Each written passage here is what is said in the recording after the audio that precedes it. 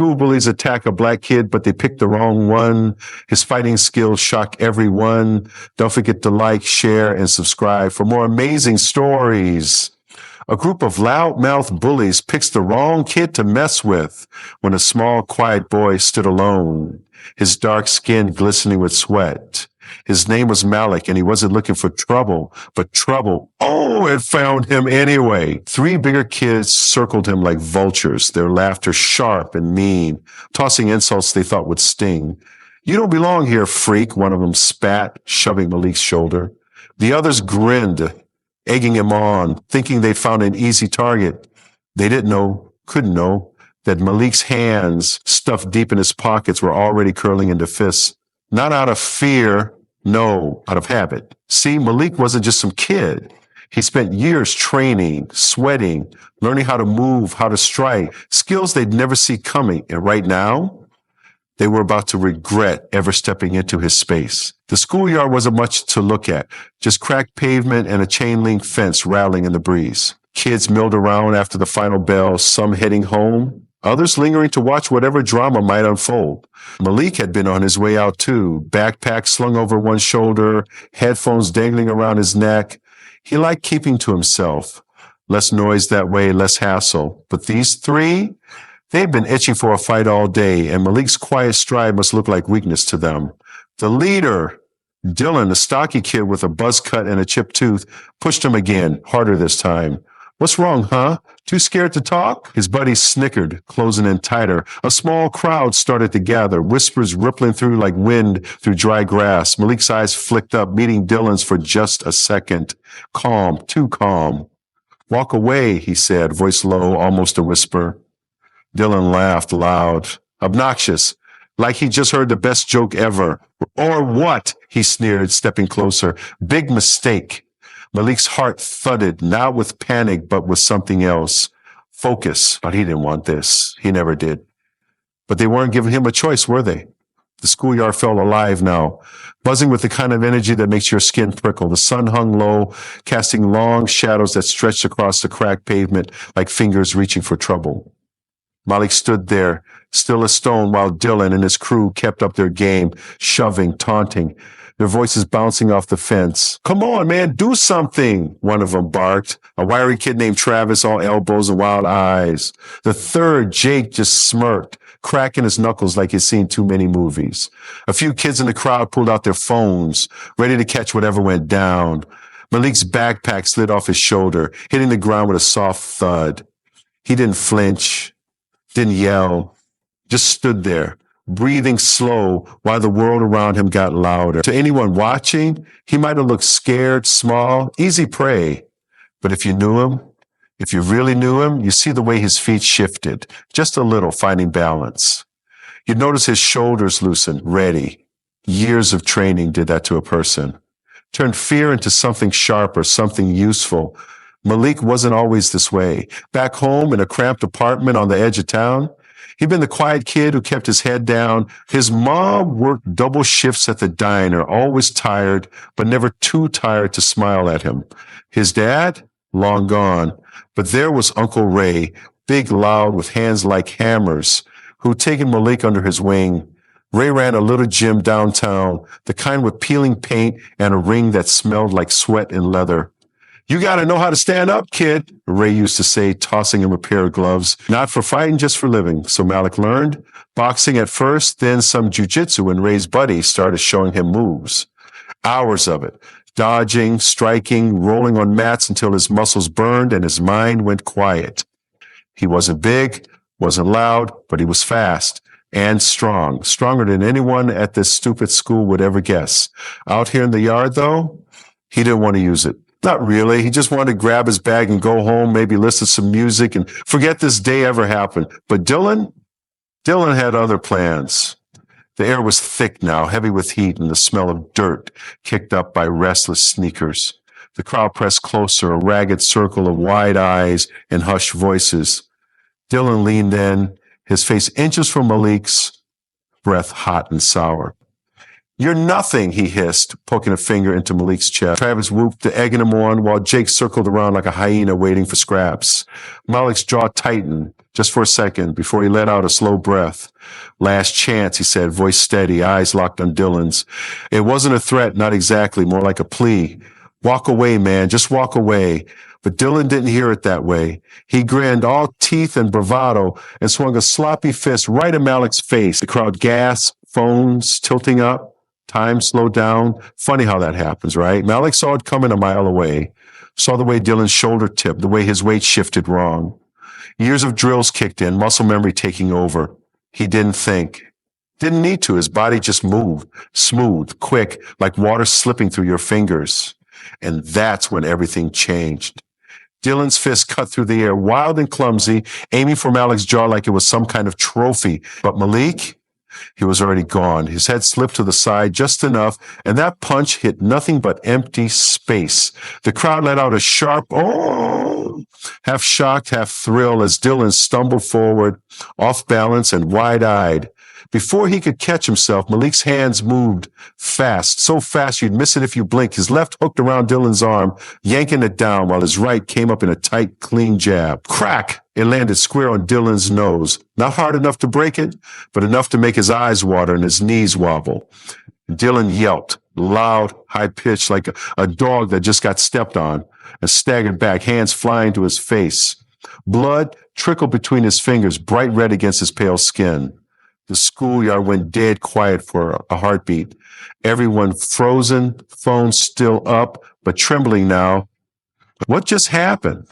Travis and Jake didn't freeze, though. They lunged, all fury and no sense, like they thought numbers would fix this. Travis swung first, a haymaker that might hurt if it landed. It didn't. Malik ducked low, smooth as a dancer, and popped up behind him. A quick shove sent Travis sprawling into the dirt, face first, a cloud of dust puffing up around him. Jake was next, charging like a bull, arms out to grab. Big mistake. Malik sidestepped, caught Jake's wrist, and twisted hard.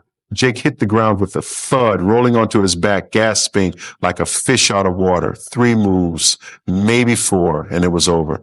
Just like that, Malik stood there, breathing a little harder now, his fists still clenched, but lo, the crowd erupted. Shouts, gasps, a few nervous laughs. Like they couldn't believe what they'd just seen. Dylan was still clutching his nose, tears mixing with the blood, staring at Malik like he turned into a ghost. You hit me, he sputtered, voice thick with shock. Malik didn't answer. His eyes flicked around, taking in the faces, the phones, the mess he hadn't wanted to make. Nobody moved for a second, like the air itself was holding its breath. Malik's heart was pounding now, not from the fight, but from the weight of all those eyes. He didn't like this, didn't want it. Back at Uncle Ray's gym, fighting was clean. Rules, gloves, a bell to start and stop. Out here, it was chaos, and he just stepped right into it. The crowd started buzzing again, voices overlapping. Did you see that? He took them all down. Who is this guy? A girl near the front, her braids swinging as she leaned in, pointed her phone right at him, grinning like she just won the lottery. Malik bent down, grabbed his backpack, and slung it over his shoulder. He wanted out now, but the circle of kids didn't part. They just stared, waiting, like he was supposed to say something, do something more. Dylan coughed, spitting into the dirt, and glared up at him. You're dead, man, he muttered, but it sounded weak, hollow. Malik shook his head just once. You started it, he said, quiet but firm, and turned to go. But what happened next? Oh, nobody saw that coming. Malik took one step toward the edge of the crowd, his sneakers crunching on the gravel, when a voice cut through the noise like a knife. Hey, wait up! It was sharp, clear and close, too close to ignore. He stopped, shoulders tensing, and glanced back. Pushing through the pack was a girl. Tall, with braids bouncing against her shoulders, and that same phone still in her hand. She wasn't grinning anymore, though. Her eyes were wide, bright, like she had just figured something out. You're not just going to walk off after that, are you? She said, half laughing, half serious.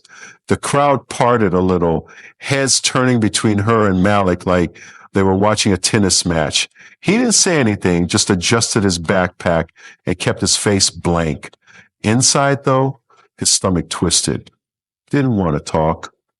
Didn't want the spotlight, but she kept coming, stopping a few feet away, hands on her hips. That was insane, man. Where'd you learn to move like that? Her voice had this spark, like she wasn't letting him slip away without an answer. Malik shrugged, looking past her at the fence, the way out. Nowhere special, he mumbled, hoping she'd drop it. She didn't. Nah, that wasn't nowhere, she shot back, stepping closer. You took down 3 dudes like it was nothing. People need to know about this. The crowd murmured, a few nods, a few yes popping up like sparks. Dylan was still on the ground, wiping his face, glaring daggers, but nobody paid him much mind now. Travis and Jake were picking themselves up, muttering curses, their pride bruised worse than their bodies. The girl, her name was Tasha, he'd figure out later, tilted her head, studying him. You're not big on talking, huh? That's cool, but this? She waved her phone. This is going up right now. Before he could stop her, she tapped the screen, and Malik's gut sank. Great, just great. He could already hear Uncle Ray's voice in his head. Keep it low, kid. Don't let him see you shine too bright. But it was too late. Tasha's video, shaky, loud, with every punch and gasp caught in blurry glory, hit the internet like a match to dry grass. By the time Malik got home, kicking off his shoes in the dim apartment, his phone was buzzing. Texts from kids he barely knew, a couple missed calls, even a "yo, you famous" from his cousin across town. He tossed the phone on the couch and rubbed his face. His mom wasn't home yet, still at the diner, probably pouring coffee for truckers. So it was just him and the hum of the fridge. He didn't want fame, didn't want eyes on him, but out there in that dusty yard, he'd stood up. Not for glory, not for likes, just because he had to. And now the world was watching. Tasha's post spread. Kids shared it. And soon teachers were whispering about it too. Next day at school, people didn't shove him. They stared. Yeah, but it was different. Less mean, more curious. Even Dylan kept his distance, his nose still red, his ego shrunk. Malik didn't say much, just kept walking, head down. But inside, he felt taller, somehow stronger. Like maybe standing up didn't just change that moment, it changed him too. Malik slumped onto the couch that night, the worn cushions sagging under him, while the glow of his phone lit up the dark room. He couldn't stop it now. The buzz, the chatter, the way Tasha's video had taken on a life of its own. His mom shuffled in late, her diner uniform wrinkled, hair pulled back tight. Long day, baby? She asked, kicking off her shoes. He nodded, barely looking up. You okay? She pressed, her voice soft but sharp, like she could always tell when something was off. Yeah, just school stuff, he muttered, thumb scrolling through messages he didn't want to answer. She never did, just patted his shoulder and headed to the kitchen. But if she'd seen that video, she'd have questions. Malik leaned back, staring at the ceiling, replaying the fight in his head. Not the punches, those were easy, but the way it felt to stand there after. Crowd's eyes on him, Tasha's voice cutting through. He'd spent years learning to stay quiet, invisible. Now, he couldn't hide if he tried. Next morning, school was a different world. Kids he'd never talked to nodded at him in the halls, like he'd earned some secret handshake. A couple whispered as he passed, "That's him, right?" Their voices half awed, half nervous. Even the teacher seemed to know. Mr. Carter, the gruff history guy, gave him a long look in class, one eyebrow raised. Malik kept his head down, doodling in his notebook, but he couldn't shake the feeling like he wasn't just Malik anymore, but that kid, the one who'd flipped the script on Dylan and his crew. Lunch was the real test, though. He grabbed his tray and headed for his usual spot, alone by the window, when Tasha slid in across from him, grinning wide. "You're a legend now, you know that?" she said, popping a fry in her mouth. He shrugged, poking at his food. "Didn't ask to be," she laughed, loud and bright. "Too late, man. People don't forget stuff like that. You showed them. Sometimes the quiet ones got the loudest bite." He almost smiled at that. Almost. Days turned into weeks, and the heat from the video cooled off. But something stuck. Dylan didn't mess with him again. Didn't even look at him, really. Just skulked around with his head low. Travis and Jake followed suit, their swagger gone quiet. Other kids, though, they started talking to Malik. Little stuff at first, like, "Hey, you good?" Or "Nice moves, man." One day, a skinny freshman named Eli came up, all jittery, and asked, "Can you teach me that? How to, not get pushed around?" Malik blinked, caught off guard. "I don't really teach," he said, but Eli's eyes were big, pleading. So he sighed, nodded. "Maybe just basics." And that's how it started. Him showing Eli a stance, a dodge in the corner of the yard after school. Then another kid joined. Then Tasha, too, laughing as she threw terrible punches. It wasn't a gym like Uncle Ray's, but it felt good, real good. Malik was loud about it, didn't brag, but he didn't shrink either. He'd stood up once, and somehow that made others stand a little taller too. The takeaway? Sometimes fighting back isn't about fists. It's about showing the world you're worth something, and maybe helping someone else see it in themselves too.